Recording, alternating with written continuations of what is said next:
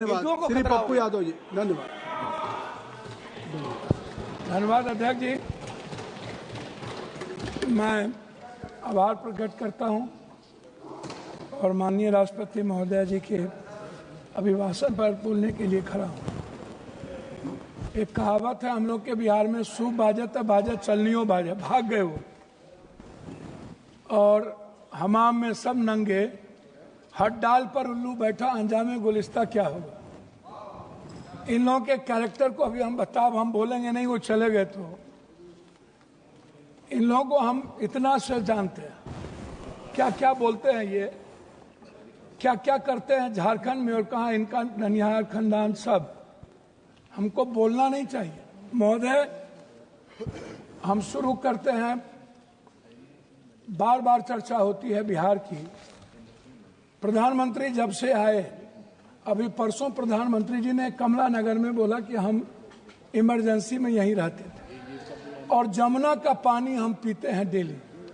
आप रिकॉर्ड उठा के परसों के स्पीच का सुनिए कि हम जमुना का पानी पीते हैं, हम कमला नगर में ही रहते थे।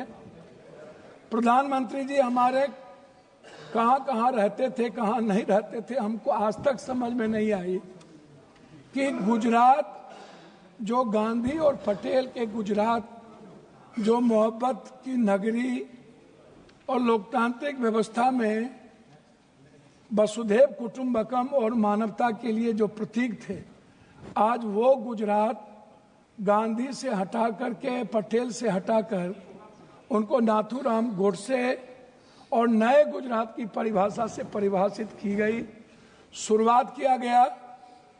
और जब आए तो उन्होंने काला धन, जाली नोट, 15 लाख रुपया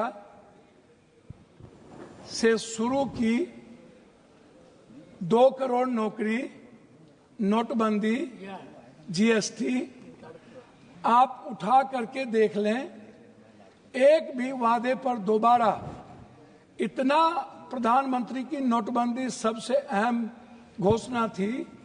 आज तक दोबारा चर्चा इस सदन में नहीं हुई कि नोटबंदी से किनको बेनिफिट मिला, किनको नहीं मिला, नोटबंदी से देश और किसान और महिलाओं की कितनी क्षति हुई, व्यापारियों की कितनी क्षति हुई और मजदूरों के हालात क्या हुए।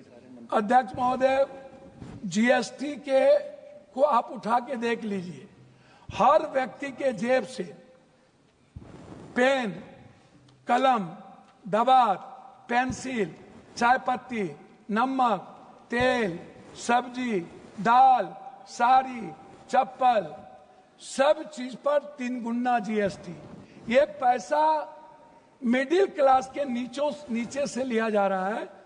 पूरे देश में मिडिल क्लास के पास पैसे नहीं बचे, ना तो नोटबंदी के बाद और ना इतने करे जीएसटी लागू होने के बाद। तो नोटबंदी और जीएसटी को आधार कहा था। लोग कहते हैं हंडी के एक चावल से पता चलती है कि चावल पक गई। अब प्रधानमंत्री जी तिबारा आ गए, 3 बार देश के लोगों ने इन्हें बनाया। हम आपसे कहना चाहेंगे कि अभी जो कुंभ की बात है, प्रधानमंत्री जी हमारे हिंदू के सबसे बड़े, सनातन के विचारधारा कहते हैं कि मैं सबसे बड़ा हूं। मैं एक बाबा का नाम नहीं लूंगा लेकिन कोट करता हूं। उन्होंने कहा कि जो जो लोग मरे हैं वो मोक्ष चलेगा। तो मैं चाहता हूं कि लगभग बाबा और नागा, जो नेता वहां जाते हैं और जो बड़े पैसे वाला, उनको भी डुबकी लगा के मर जाना चाहिए ताकि इन लोगों का कल्याण हो जाए, ये मोक्ष पे चले जाए। भैया सुनिए, मोक्ष में चले जाएं। बाबा लोग वो बोलते हैं कि बाबा ने कहा कि मोक्ष में चले गए, तो मैं चाह रहा हूं कि ऐसे बाबाओं को मोक्ष में चला जाना चाहिए। दूसरी बात, मैं अंडरस्टैंड यंग, वो साधु संतों बाबाओं को आशीर्वाद दे रहे हैं, बाबाओं को आशीर्वाद दे रहे हैं। जी जी जी, मैं भैया, दूसरा बात, उन्होंने अंडरस्टैंड यंग को ही उन्होंने 2000 करोड़ का लगभग उन्होंने ठेका दिया, जबकि 13 में, 19 में इन्हीं को कुंभ मेला का ठेका दिया गया था। 4 लोग लगे, सारे मैनेजमेंट, टेक्निकल मैनेजमेंट से लेकर के ये सारे चीज इन्हीं को था। ये कौन है, इन पर क्या इंक्वायरी होगी? अध्यक्ष महोदय, 487 करोड़ का बजट हुआ करता था नेहरू जी के समय, और अब 10,000 करोड़ का बजट है सिर्फ एक कुंभ मेला का। जब नेहरू जी के समय कुंभ में लोग मरे थे तो गिनती थी। जब दुनिया में सोशल मीडिया, इतने बड़े मीडिया प्लेटफॉर्म पे इतना बड़ा बड़ा हमारा मीडिया है, सब कुछ है, एक बार गिनती नहीं हुई, जबकि 600 से लगभग लोगों का कहना है, वहां आंखों देखे, मेरा नहीं कहना है, कि 300 और 600 के लगभग लोगों की लाशें गई और उसको हिंदू रीति से नहीं जलाया गया।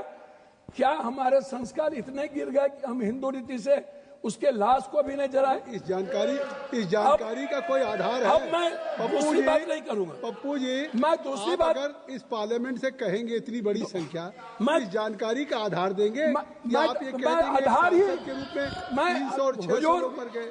हुजूर, मैं क्या कह, तो आप हमारे संरक्षक है, गार्जियन है, मैं अपनी बात उनके द्वारा कह रहा हूं। दूसरी बात, महोदय राष्ट्रपति भाषण में रोजगार की, नौकरी की, बीपीएससी का, यूपीएससी का, एसएससी का, नीट का, जो लगातार हमारे नेता राहुल गांधी इस सवाल को लेके बोलते रहे। बीपीएससी में हमारे बिहार के बच्चों को मारा गया, लगातार धरना पे हैं, हम कोर्ट गए, लगभग पेपर क्वेश्चन लीक आउट होता है इस देश में। क्या कभी किसी पेपर, क्या कभी मिडिल क्लास या ओबीसी या ईबीसी का बेटा अब कभी नौकरी कर पाएगा?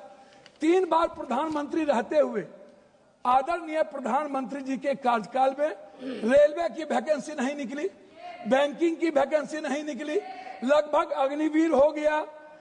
और इतना ही नहीं, नियोजित और संविदा की खेती होगी, परमानेंट नौकरी अब नहीं मिलेगा, नौकरी लगभग प्राइवेट की ओर चला गया।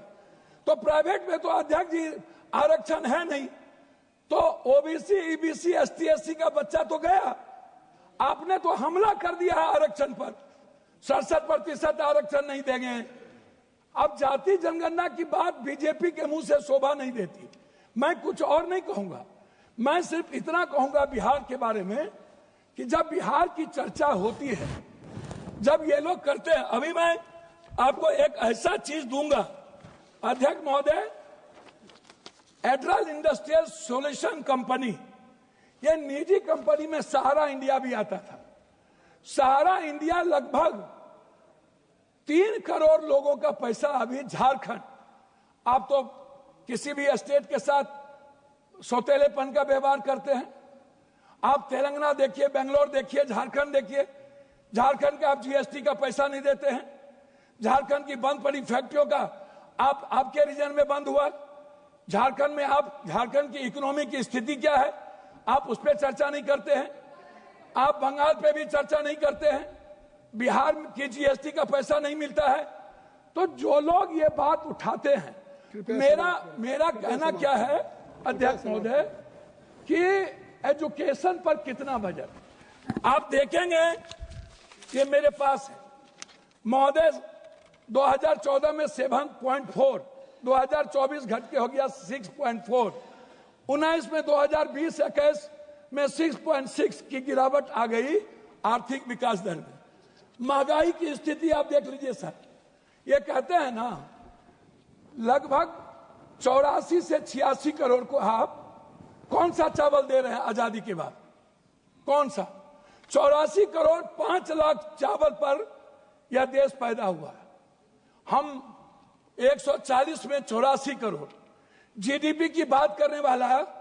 हम उनसे पूछना चाहेंगे कि मेरे रुपये की गिरावट कितनी है, मेरी वैल्यू कितनी है, कृपया और पर कैपिटा इनकम। सर वही हम आपसे है 9 मिनट हो गया। सर मैं बिहार के बारे में कह के बात करता हूं, जब आप कह रहे हैं तो मेरा कहना आपसे ये है, अभी तक भी तो आप बिहार, मेरा कहना ये है कि आप की जो विदेश नीति है, अभी बांग्लादेश, सर वही आ रहा हूं सर, बांग्लादेश गए थे आईएसआई के चीफ, 3 दिन वहां रहे। भूटान की आधी सरकार चीन में थी। हमारे प्रधानमंत्री बहुत मजबूत हैं।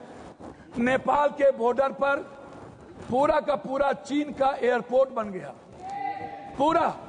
सर पोखरा में जाके देखिए, वहां के सैनिक चैन के उतरते हैं। सर एएसआई के एजेंट क्या कर रहा था? सर भूटान के मंत्री चीन में आज 15 दिनों से क्या करते हैं? बांग्लादेश दुश्मन, नेपाल दुश्मन, पाकिस्तान दुश्मन, वियतनाम दुश्मन, वियतनाम चला गया, ताइवान चला गया, चीन हमारा दुश्मन, सबसे बड़ा दुश्मन चीन। अब conclude sir conclude please conclude. हम सर बिहार के बारे में सिर्फ आएंगे। सर मेरा आग्रह है 2 मिनट सर, 1 मिनट कि बिहार में क्या मिला? सर हम भीख मांगा क्या गया नहीं बिहार मिला? के द्वारा, क्या नहीं मिला? सर मेरी बात सुनिए ना, विशेष राज नहीं मिला, विशेष पैकेज नहीं मिला, बंद पड़े फैक्ट्री, डालमिया नगर से शुरू करता हूं, चीनी मिल, पेपर मिल, दालचीनी मिल, सिल्क मिल, बंदूक फैक्ट्री, आप उठाइए, आप उठा करके देखिए, सिल्क मिल, जूट मिल। सर मेरे यहां बनमनखी में चीनी मिल बंद हो गया। जब फैक्ट्रियां नहीं रहेगी, जब फूड प्रोसेसिंग पर हम फैक्ट्रियां नहीं देंगे, जब हम मछली उत्पादन को फैक्ट्रियां, बार बार चर्चा होती है। सर मैं बात को खत्म कर रहा हूं, मैं अपने क्षेत्र की बात करूं। सर मैंने अपने क्षेत्र में मैंने कहा कि हमारा जो बॉर्डर है बांग्लादेश नेपाल, इस इलाके में एक एम्स मैंने पूर्णिया के लिए मैंने डिमांड किया। मैं सभी जगह सब स्टेट में 2-3 हाई कोर्ट बेंच है, लेकिन मैंने आग्रह किया कि हाई कोर्ट बेंच हमको कम से कम पूर्णिया में। सर 1 मिनट करेंगे सर, एक मिनट हमने मांगा हमको हाई कोर्ट बेंच दिया जाए। सर हाई कोर्ट बेंच अभी तक जब आपकी बात सर एक मिनट हमने IIT की बात हमने की सर पूर्णिया के लिए। सर 1 मिनट, हम पूर्णिया में आप कहते हैं मखान बोर्ड, मैं कहता हूं सर दुनिया का 94% कोशिश सीमांचल मिथिलांचल में होता है, तो बोर्ड गठन से नहीं होगा सर, हमारी प्रोडक्ट से हमारा सर उत्पादन की बात मैं कर रहा हूँ, लास्ट कर रहा हूँ सर हाफ मिनट मिला, हाफ मिनट सर मैं मक्का और मखान और दूध की प्रोसेसिंग पर मैं आपसे सिर्फ आग्रह करूंगा। हमारा इलाका सबसे गरीब है, सबसे ज्यादा पलायन है। सर मैं एक डिमांड करता हूं आपके द्वारा कि हमें पूर्वांचल के लिए एक मंत्रालय का यहां से गठन हो, जो हमारे पूर्वांचल का विकास नियमित हो। दिल्ली में पूर्वांचल के लोग आते हैं, वो बहुत परेशान हैं। मेरा आग्रह है कि पूर्वांचल मंत्रिमंडल का गठन हो और वहां से विकास हो। धन्यवाद सर। श्री के सुब्रमण्यन जी। Speaker sir,